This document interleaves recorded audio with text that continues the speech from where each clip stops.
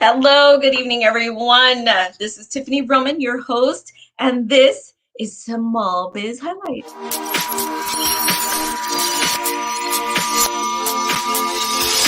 And my mic is muted. I love it. If you missed the last episode before this, I was talking to Jeffrey Klein, who actually designed my intro for me. If you like that intro, you definitely have to hook up with him and get more details on how to get that done.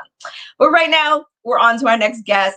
Before I introduce him, give him a little intro and whatnot, I definitely always want to remind you all that 2021, this is your year. No matter what your goals are, no matter what your aspirations are, no matter what you're looking to achieve, you are going to make it happen. I am putting it out there to the universe for you. Nothing but good vibes this year. Nothing.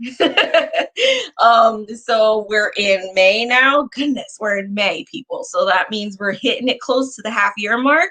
Plenty of time to make it happen no matter what it is. So I have faith in you. Let's do this. Today, like I said, I introduced you earlier to Jeffrey Klein, who created my intro for me, which I'm absolutely in love with. And right now, I have to put in my little serious face on a little bit because, we got some serious people coming on tonight. Mr. Steve Ankerstar is a retired U.S. Air Force fighter pilot. So, geez, I feel like I should be standing at attention right now while I'm getting ready to bear him on screen. But, he's the founder of Afterburner Financial. So we're going to be talking money today. Who doesn't love to talk about money? But, I'm going to bring him on and let's get him introduced here appropriately. I saw him laughing at me while I introduced him. So that means I'm doing good here. Hello, sir. Well, hey, Tiffany, thanks so much for having me on today. I'm so excited to have you here. Thank you so much for taking time out of your crazy schedule to be here. Well, you bet. And standing at attention and serious faces are not required, even though it's a serious topic, of course. Everybody's money is, but hopefully this will be fun and a little bit educational when we spend a few minutes here together. I'm so excited to learn more about you, your business, what have you, because it's just, there's a lot to it. Like I was kind of stalking you on your website a little bit, trying to get some background on you before going live. And I was just like, goodness, there's just so much to talk about and not enough time. Because money is always a subject that always creates a long video because either the person has a lot of information, because let's face it, there's just never an end to the information that you can give on investments, right, money, savings, what have you. But then, a lot of times the people get involved with questions and whatnot. So I'm hoping that happens tonight again too. Yeah, you bet. But first, before we get into all that madness, I always start my episodes with a really simple question. Sometimes people get really profound and involved with it, but it's a simple question. Who are you? Well, I won't get too profound with the answer, but I will say I'm Steve Ankerstar. I live here just north of Austin, Texas. I've had a very blessed life. From the beginning, I've had a lot of advantages. I was an only child. My parents were in the military, so we always had means, if you will, to provide, and was very fortunate in the fact that my parents really prioritized learning as well as investing. So I kind of got started at a really early age, which helps, not only financially, but education-wise. To be able to kind of understand money, develop a relationship with money, which is what a lot of people struggle with over time. So I get to turn around and give back. I joined the Air Force out of college. I was fortunate enough to be able to get into a fighter cockpit. I flew the F-15 and the F-117 stealth fighter, which a lot of people don't know what they are. They just go really fast, and got off to do the nation's work. So I was called upon a few times to go over the Middle East and serve over there. And it was really an opportunity. And I love speaking about that. So if you ever want a speaker, anybody that's listening, reach out to me. I will speak about flying as much as anybody's willing to listen. And as far as going into the financial business and starting my own podcast, it was very natural. Being in the military, for those who've been in, know that it's challenging, right? You're away from your family a lot. There's some, especially if you're in the warrior type role, there can be discomforting for families to know that dad or husband is out there, or wife, and depending on the situation. But my 2-year-old at the time in 2012, we were talking on the phone, and she goes, "Dad, I don't even remember what you look like." So that's kind of when I was like, I think it's time to retire. So I was able to serve the full 20 years and retire, and was thrilled with that. Moved to Texas, love Texas. So moved just north of Austin, and start my family. I work from home, even though it's a small business and it's growing. I'm going up to 4 people here this summer, working here, but being able to work from home. I have 2 daughters that are now going to both be in high school here soon. We're volleyball parents, and just really living the dream as far as being able to have both sides, the work side as well as the family side too. Goodness. I warned you people, there's a lot to him. There's just too much. I'm going to have him multiple times on here just to get the whole story. But, first of all, thank you, sir, for your service. My dad served, have a lot of family members that served, and I am currently serving in the reserves right now, the Army Reserves.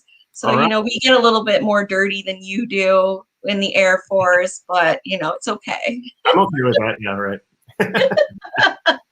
Usually Air Force people don't argue with me on that point too much.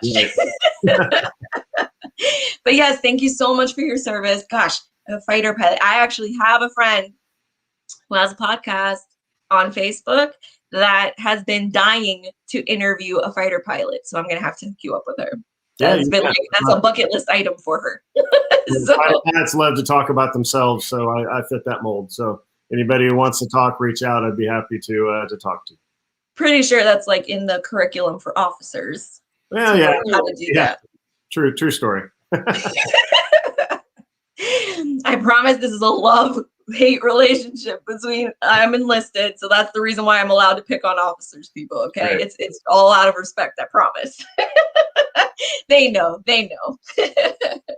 Right. But sir, goodness. So you served 20 years.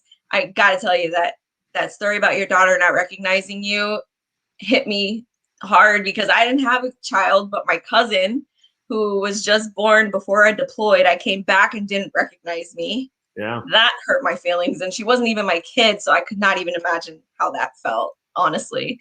But I'm so excited that, you were able to serve your 20 years and then create a business that not only supported your family, but gave you the opportunity to work from home. So you were always with them. That's got to feel amazing. It really is. And I like to say, and, COVID obviously happened and still happening to a certain extent. We're trying, hopefully it's unwinding some, if not all of it by the end of this year. Certainly I loved your 2021 hashtag there. I had not seen that before, so that was very cool. But yeah, people trying to get back to normal, and I know there's challenges everywhere. As a small business owner / entrepreneur, people were challenged, obviously, a little over a year ago, and I like to say I worked from home before working from home was cool. So I was able to fortunately go into the COVID period. I already had set up at home. I already had Zoom subscription. I knew all that stuff, so it was pretty easy for me to call a client. And the clients, they prefer to talk face to face, but it was pretty easy to continue business operations and talk to people, maintain that relationship, answer their questions just virtually instead of face to face. So I know I was one of the privileged few out there that was able to continue doing what I was doing anyway, right through COVID, while we were all kind of hunkered down, not knowing what the future was going to hold. Oh, absolutely. That is definitely a blessing for you and your business, because there definitely were plenty of businesses that were learning as it happened what to do and how to change things around and make things work for them so they could stay afloat. So goodness, you were definitely ahead of the game. I think it's a testament to small business. I know your viewing audience being small business owners. It's a testament to the American ingenuity and American tenacity. You're faced with a challenge. It's tough times, and we all, most people have families to take care of, and friends that are in need, and you're still trying to figure out what to do with your business. But that's kind of the American spirit. Is, well, if I can't have people in my restaurant, then I'll deliver, even though I've never done that before. Kind of figuring out what you can do versus being told what you can't do. So. Yes, goodness, you definitely realize who it is that was really built for the small business world in this kind of situation. Because as much as somebody loves the business and is really empowered by it and really would do anything for it, it's times like this that really test just how far you'd be willing to go. It does hurt me to hear about so many small businesses having to force to be closed because they just could not um, make ends meet, or just would not, you know, try to go outside the box a little bit because of being so, content with how things were going and whatnot. Um, Right. but, so before we start talking about your podcast, let's talk about Afterburner Financial. So it's pretty, people can pretty much kind of guess what it is you do, but definitely tell them a little bit more about Afterburner before we talk about On Time On Target. Well, sure. So my wife likes to make fun of me that I couldn't quite let go of the flying airplanes job that I had for years, where I flew fighters. And so when she said going into the business, it's like, let's come up with a catchy name that kind of brings that forward. So that's where I came up with Afterburner Financial. And it's hard to see. I actually have a flight suit on. I have a black flight suit that I wear when I'm a guest or if I'm speaking in person. That's so cool. I have trouble letting go of the aviation community there. But it was something that's such a big part of me that a lot of the clients, when I go talk to them, I do wealth management and financial planning. So that's really what we do. But it's built relationship building, and it's focused on the middle class, which is a little different than your traditional financial firms that are focused on the high net worth, the millionaire and above crowd, or the 2 million and above crowd. So really, I wanted to do for others what I was able to do for myself over the course of the 20-year period I was in the military, which is blocking and tackling, saving and investing, getting smart on all the rules of IRAs and Roth IRAs, traditional IRAs, what to do with your 401k or your thrift savings plan. All those things that, I love it. I realize that 99% of the population does not love it. They try to get through the tsp.gov website and they're just like, you know what? I have no idea what I'm doing. And they either just don't do anything. It's so true. Yeah, but they know they should, right? So that's what we do here. And that's why I went into the business, because I really didn't like how big box finance, if you will, kind of the Edward Jones and the Charles Schwab and the Goldman Sachs of the world. It was kind of a mentality of, we're smart, you're dumb, so hand us your money and don't ask any questions. Which is really satisfying to most people, especially military folks that are kind of used to what's the mission? I'm going to go figure it out.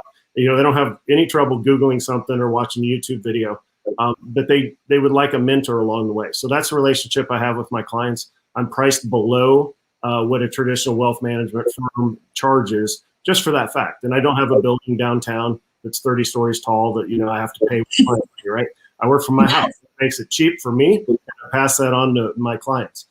So some people, if you're out there and you're listening, you're interested, we're up to 4 people starting on June 1st. So that's so exciting. Yeah, we have capacity to bring people on, answer your questions, and make you money, just alongside making ourselves money, right? So that's so exciting. I mean, it's one thing to be a small business that you're able to work from home, but then to still be able to work from home and have employees coming in. Right? They don't always come into the office. They can work remotely too. Absolutely. That's really the amazing part of technology. And really it comes from, and from your military experience, you can coordinate these major exercises all online and get everybody on the same page and do all these crazy things. So my military background really set me up for success, but much like all the other veterans out there, you have this amazing background. You just don't realize what you have compared to the civilian world. And you had it at such a young age where you just kind of get used to figuring things out and having all the technology in place to be able to do some amazing things. You were also very fortunate that, you retired, but then you also already had an idea of what to do with yourself after retirement. There's so many veterans, not even people who finished the 20 years. Some are forced to get out for whatever reason, they get hurt, what have you. And all of a sudden now they find themselves no longer in the military and no idea what to do with themselves right now. Sometimes they have a job that doesn't always translate very well in the civilian world and stuff like that. So, you're very fortunate in that sense where you were already pretty much living this lifestyle for the majority of your life anyway. It just translated into something that you could do outside of the military and be profitable for you and your family. And I couldn't agree more that most people, it's very fortunate if you're one of the few people that actually can envision what they want to do, and then go ahead and take the steps to get there. Having that vision is really important. And I talk to kids a lot. I love talking to schools because, kids are always like, hey, here's either a pilot or some finance guy who's going to make me rich, right? That's just how kids think. And, I'll own up to the fact that I'm significantly older than you and probably your listening audience, but I saw Top Gun when I was in high school. And before that, I wasn't all that clear on what I wanted to do. But as soon as I saw Top Gun, I walked out of the movie theater, told my best friend, I'm like, that's what I'm going to do. He laughed, told my parents, they kind of chuckled, like, well, let's have plan B. But it was really, clarity of vision at an early age for what I wanted to do with my military career. And I was very blessed, and part luck along the way to make it happen. Yes. Same thing with investing. My parents got me started earlier. There was another show way back when called Family Ties with Michael J. Fox, and he was an investing nerd in high school, and I was like, that's what I want to be. So I was like, I love it. My inspiration was there at such a young age, and then of course I had 20 years in the military to kind of develop really a vision of what I wanted to do for my second career, which is arguably going to be twice as long as my first career, right? So yes, very, very blessed. Yes, goodness. One other thing that is really awesome about your business is that, like you said, when we're in the military, from what I've experienced, not all of them are, but for the majority of it, we get so sucked into our military life that we don't even think twice about the little things like our life insurance policy or TSP, like you were mentioning and whatnot. We just say, okay, it was set up. I shouldn't have to worry about it. Never even realizing that if we paid attention to it the way we should, or the way a financial planner would, then it could totally turn into something that, could, set us up really well upon leaving if we did it right.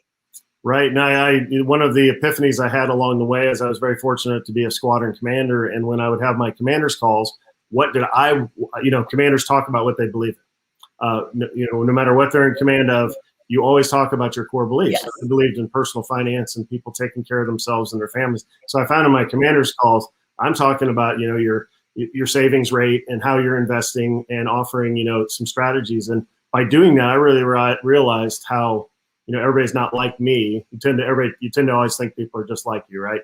Because that's a very human thing to do, but it's just like, no, a lot of people don't like this stuff. They know they should be doing it. So that's why I started talking about it. And along the way, some folks had said, you should do this later on in life. And I was like, I think you're right. I do plan to do that. It just made sense. Why not? Right. And now you just taken it to a whole other level because you started On Time, On Target podcast, where you go more into detail about financial advice and whatnot, right? Exactly. So here's why I started a podcast, and we all have our reasons, right? Everybody who takes to either a video screen or a microphone or whatever younger folks out there, doesn't have to be younger folks, but folks that are on Instagram, TikTok, if you're producing content and putting it out there, there's a reason for that, right? And what I found in my world was I knew a lot of information, but unfortunately with clients, it's transactional. So if the phone rings and it's Bob, I talk to Bob and I answer the question, and then Julie calls and I answer that same question. Well, answers tend to be that 10 to 20 minutes in the finance world because there's so much explaining and background you have to do. Oh, absolutely. So why I did when I first started the podcast, I was like, I'll do a podcast. If somebody asks me, if I'm getting the same question 2 or 3 times, I will just turn on the microphone and answer it once. And then when somebody asks the question, I can send them the episode and say, here, if you have a chance, listen to this. I really kind of get into detail on all of this. And then if that doesn't answer your question, let me know and I can get specific. And most people, some people want the specifics and some people are like, nope, just tell me the answer. I'm like, okay, well, the answer is you should do this, right? But if they want the longer answer and they want to learn, then that's available for them. And I also like the fact that it's free. I think an important part of the profession is producing free content as well. There's some people there in the military I started with almost all military clients because it's people I knew from serving but I found military is do it yourself, right? It's, you're kind of taught either here's a little bit of, go to YouTube or a computer-based training. Right. Still have that in the tune of hours, which I hated. But yeah, you figure it out on your own. So there's a lot of people that I meet. They're just like, Steve, I love what you're saying. I can listen to you all day, but I'm never going to pay you a dime. And I'm like, and that's okay. Obviously, I can't bring you into the wealth management firm and do a financial plan for you and sit down with you and your family and talk about life. I can't go to that level because I would need to be compensated for that. Otherwise, I'd just run out of time. But certainly the major topics I can put out on the airwaves, title them appropriately so people know what they are. So if I'm doing my SEO right and all the other fun stuff I've learned about as a small business owner, I'm trying to guess whatever you're typing into Google and make that my episode title. So it hits and you get exactly your answer and not a whole bunch of other stuff. So that's the goal of the podcast. For those looking at it, I know it's in the show notes as well, but simply either my last name or On Time on Target will get you in the ballpark. I've got the podcast version if you're a listener in transit or working out, or if you're like YouTube stuff, I also have material there on a daily basis, actually. That's awesome. I totally agree with you about how important it is to put information out there, especially because, yes, we are notorious for relying on Google and YouTube to teach us how to do things. I cannot count the many times I've been told Google it or YouTube it so that I could figure out how to use a program or how to do something specific, or what nomenclature for a vehicle or something to that effect. Every time, it never fails. But it's also dependable because it's there for us. But your podcast is literally, like I said, just taking it that step further for us to making it easily to find per category or description of what people may be looking for more information. And then it's just out there for free, like you said, for people to really take advantage of it. And then I'm sure what it translates into is I'm hearing him talk. He makes sense. I like how he does things. Let's go call him and figure out how he can help us further. Right. Or do it on your own and meet your own goals. I mean, that's in a perfect world, everybody would be able to do everything on their own. But certain things we outsource. And of course, as you make more money and the numbers get bigger with portfolios, the mistakes get more expensive. And a lot of people just want to pass that off to other folks. But one thing I didn't mention earlier is why I called it On Time on Target. Again, a little bit of a catchy, military phrase, right? But it's really what I found is most people in the first series of episodes are how much money should you have at each age, right? And I do it in 10-year increments. And I really kind of break it down for folks because the traditional path is I just turned 40 and I don't have anything. Oh, crap. Right? All the good ideas or you save a little bit in your 20s and 30s. And, if you get married somewhere along the line, getting married and having kids generally is expensive. Yes. So it's like, hey, I'm rich. I'm doing great. I'm doing all the right things as a single person. And then now you join forces and, you want the big house and you want you start wanting these things in life going, I'll figure it out. Yes. And generally 40, sometimes 50 is when people go, I'm not exactly where I needed to be. It's like, where should I be? So that's what I'm trying to answer with the free stuff. And if that leads to something great, if that leads to folks just going, okay, I'll make the changes on my own, then that's perfect. Jeez, I just feel like you're giving them that opportunity to be able to do that with all the amazing knowledge that you're giving them, whether it be on your podcast or the YouTube videos, like you mentioned, or whatnot.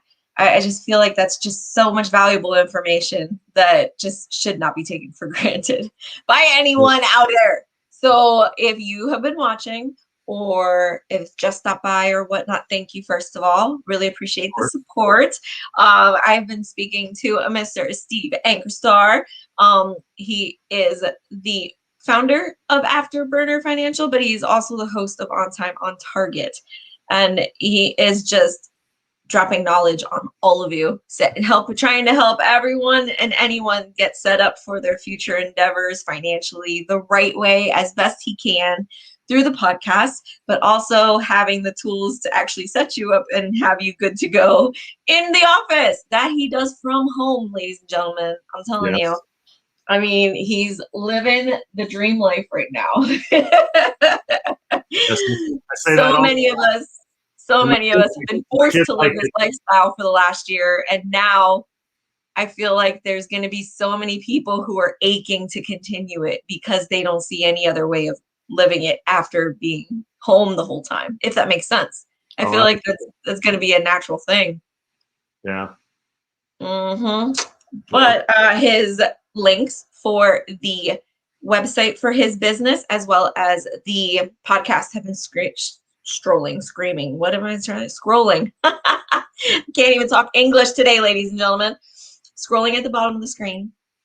I also copied and pasted into the comments, so it's easily clickable, and it's in the description of the video. So honestly, you all have no excuse whatsoever to say you cannot find his podcast or his website to look at his services any further. If for some happenstance the website does not work, the link, please feel free to reach out to me. You can yell at me and I will gladly give you one that works, or just link you up with him directly. Too easy. But I want to thank you once again, sir, for taking time out of your busy schedule to be here with me on my web show. It is truly an honor to have you here today. Of course, Tiffany, thank you very much, and good luck with your show. I know you're 70 episodes in now, so you're number 70. Yeah, you may think that you're still in rookie mode. You're not. You're a seasoned veteran. Most people quit long before this. So really, and go hit your goals out there. I gotta look up statistics on that now. Just true. You get to about 20 episodes, that's when people quit. Wow. Okay. Yeah. No, it has truly been one heck of a journey, and the farthest thing from what I ever expected me to be doing with my life. Right. It just came out of nowhere. Well, it came out of the want to help friends with small businesses, and then it just evolved into this web show that is gonna eventually be a digital TV show now. And I can't even imagine this whole nonsense. So it's still clicking in my head a little bit. It still hasn't hit me, but it's going to eventually. It'll probably take a little bit longer. But, I'm just so honored to be able to share stories, meet people that I may not have ever been able to meet before having this web show. So, I'm just so grateful for my learning through this. And as always, I always like to end the show with your friendly reminder to put your community first.